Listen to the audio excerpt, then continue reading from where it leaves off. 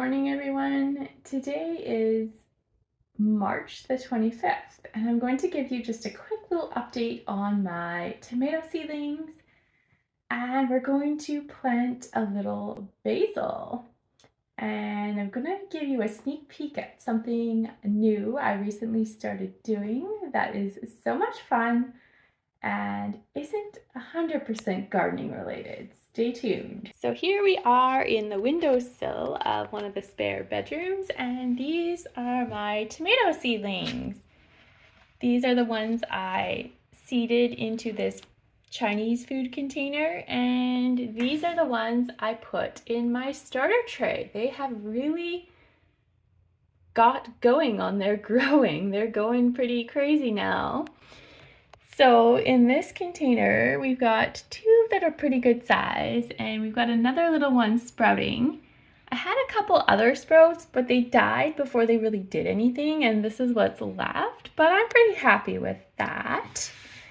And in this container here, we've got quite a few sprouts. We've got quite a few plants going on now. We've got, let's count, I don't even know, 1, 2, 3, 4, 5, 6, 7, 8, 9. We've got 10 in here. Holy doodle. So I started with a full tray of seeds. I think I might have even had 1 or 2 that didn't have anything in them. And I noticed when they started growing that I got a few that had multiples in each cell, which I don't even remember if that was intentional. I think it wasn't. And I see I have a few more that are growing in the same cell. So we're going to transplant them. And I'm also going to show you a couple things I personally do to encourage my plant to grow better and stronger and be a better tomato plant. So let me show you. One of the things I like to do when I have my tomato plants growing, once they're getting to be a little bit bigger, I like to prune off the original baby leaves. I can't remember what they're called, false leaves. They're not the true leaves. The leaves down here that are sort of like the starter leaves of the plant. There's got to be a name for them. Don't know what it is. I like to just one by one prune them off just like this. And whenever you prune a plant, that is like giving it a kickstart of growth hormone. So it's always a good idea to prune your plants, whether they're vegetable plants, bushes in your yard, trees. Almost everything in the garden enjoys a good pruning every now and then. So I'm going to take this plant here, and it's also got a couple leaves at the bottom, and we're going to prune those off just like that. There it is. And now we're going to do a little transplanting of some of these duplicates in the same cell. So here we are with our tomato seedlings, and I'm just going to take some of the duplicates from that have more than one in each cell, and we're going to put them into these. I've got 4 empty cells. This one has a tiny baby sprout, but the rest of them here are empty, so we're just going to give these guys a little more growing space. So I've got this one here, which has 3 different tomato plants growing in it. I'm going to take the most medium-sized of these 3 tomato plants in the same cell, and we're going to transplant that into its own individual cell. I don't know if you can see, but somebody arrived in the corner. He may or may not be in the viewfinder. So here is the first little baby tomato plant, and we're going to spin around and put it in one of the cells over here. This is not your time for the spotlight. So I'm just going to stick my finger directly in down. I don't know if you can see that. Stick my finger directly down into the bottom of my cell, as deep as it will go. And I'm going to bury, here's my stem. I'm going to bury as much of that stem as I possibly can. If you're new to growing tomatoes, tomatoes will root all the way up the stem.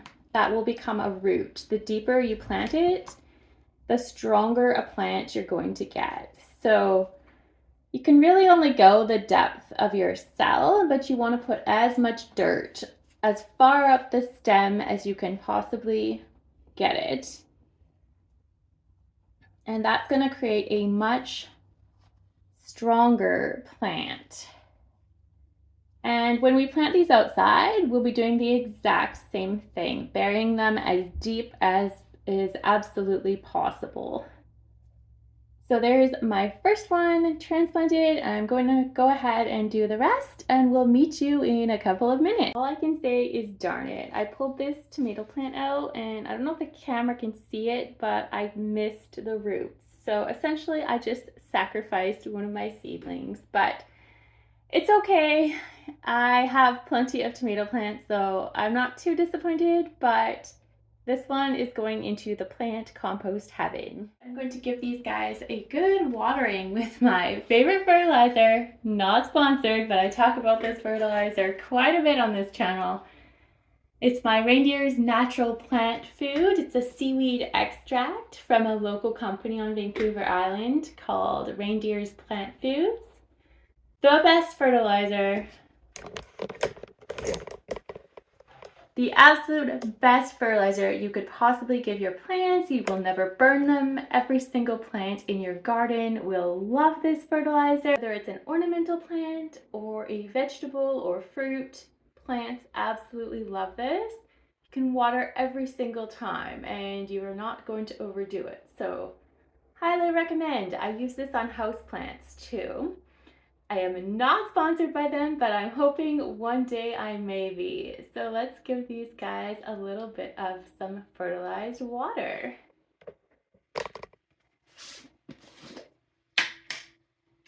And I just have to show you what this looks like. I know I've shown it many times before, but for anyone who might be new, this stuff is so beautiful.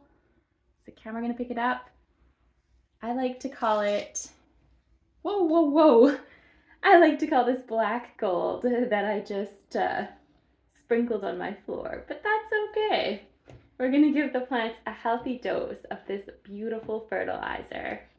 By the way, there is no odor at all. This is not like a fish fertilizer. This is seaweed. And no, it doesn't smell like the ocean. It just smells very neutral. Just gonna give these guys a nice dose of this fertilizer.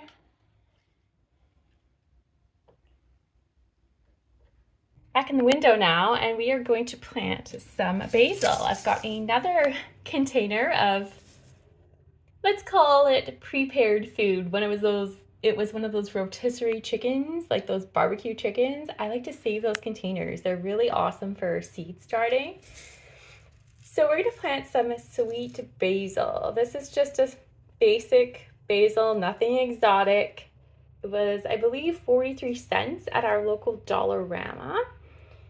So we're just gonna sprinkle it on my seed starting mix, which I've mixed with a little bit of vermiculite and kelp meal, and just gonna plant it up. So you just missed it. I thought I pressed record, but I didn't. But I sprinkled my little basil seeds into this pot of starter mix. Just gonna water in those basil seeds. And no, this container has no drainage, and I am not worried. Just like tomato seeds, basil seeds and seedlings love water. Like, they're water hogs, so no need to worry about drowning my seeds. They will be just fine. Finally, I'm going to share with you one of my new hobbies, and I want to just say that this was suggested by one of my viewers, and I'm so happy that I took the suggestion and decided to try it out, because I'm definitely going to be doing a lot more in the future. And you're going to see a lot more in the future. So this is a sneak peek of something that isn't totally garden related, but definitely has some relation to my garden that I've started doing. Here is a set of watercolor paints that I just bought a few days ago. Until I started painting just a few days ago, I hadn't painted anything in, I'm going to say, about 20 years. So this was definitely a new experience or a blast from the past for me. So this is what I painted in my first session painting after not painting in about 20 years. Some of the flowers turned out a little better than others, but even back when I did enjoy painting in my younger years, I was only ever interested in painting flowers. That is the only memory I have of painting anything really was flowers. I was never an expert painter, but considering it's been about 20 years, I'm pretty happy with how these turned out. This one in the corner was supposed to be a lavender, and I think it turned out pretty well. And over here, this one was supposed to be a delphinium.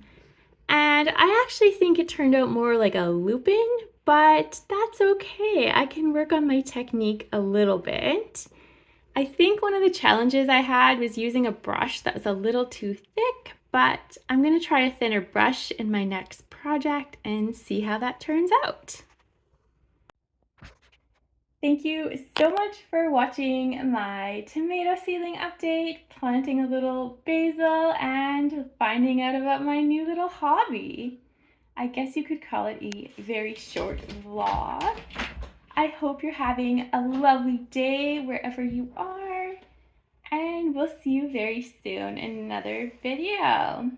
Bye for now.